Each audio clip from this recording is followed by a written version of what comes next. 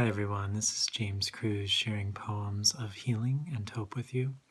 So today's poem is one of my favorites actually, and this one is called A Small Moment by Cornelius Eady, and this is from his book Hardheaded Weather.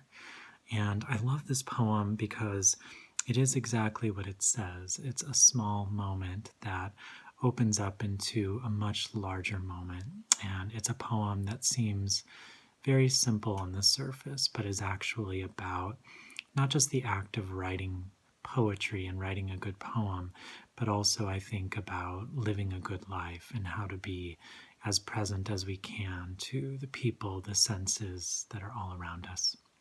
So this is A Small Moment by Cornelius Eady.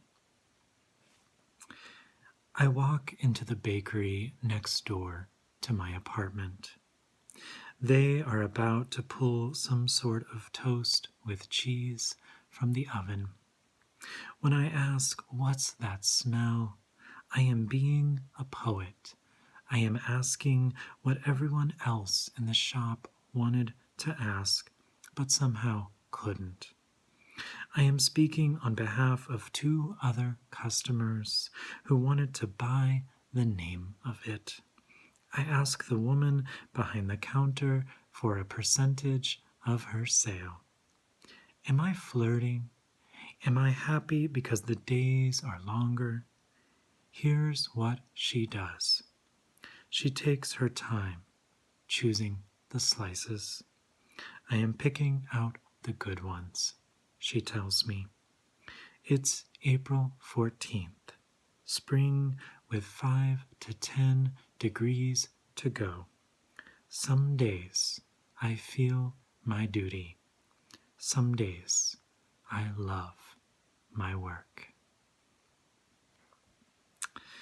So that line, especially toward the end, about how she seems to repay his flirtation and his kindness with taking her time in choosing the slices for him, I think is such a beautiful moment and a beautiful gesture for the speaker of the poem to notice. And I think right now especially, it would be easy for us to feel a little bitter about the fact that we can't go into some of our favorite places, favorite bakeries and cafes anymore, and have moments like these. I've definitely found myself lamenting the fact that I can't go to some of my favorite places, the fact that I can't travel as much as I would like to right now. But I think that these moments are still possible. And that's what Cornelius Eady's poem is such a great reminder of. Not just that these moments are possible, but in some ways that it's our duty and our work in the world to pay attention enough so that we notice them when they are happening, so that we see those openings and we're present and sort of open-hearted enough to the world to be willing to ask, what's that smell? What's the name of this, simple toast with cheese that smells so amazing? This poem also makes me think of a small moment that my husband Brad and I had the other day. We drove to one of our favorite cafes, which is about 40 minutes away. So it's a nice drive. It allows us to get out of the house, and they have a pickup window, so it feels very safe.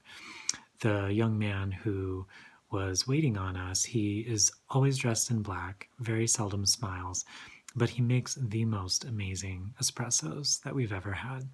And so this last time, Brad, before I even knew what was happening, Brad was telling him, "Hey, just so you know, you make the most amazing coffees. Like, this is our favorite place to come." And this guy, whom I have never seen crack a smile, you can notice in the eyes, even when people are masked, his whole face was lighting up, was so bright. Just because Brad had told him, you're good at what you do, he had seized this moment. And I found myself wishing, like, hey, I wish I could have done the same thing, could have brightened that young man's day as much as he did. But it was so lovely, nonetheless, to share in that small moment with him. So over the next few days, I invite you all to look for your own small moment, no matter what it is, when you're feeling open enough to the world to just receive what it has to offer. So, thank you all so much for listening. I hope you stay safe and well.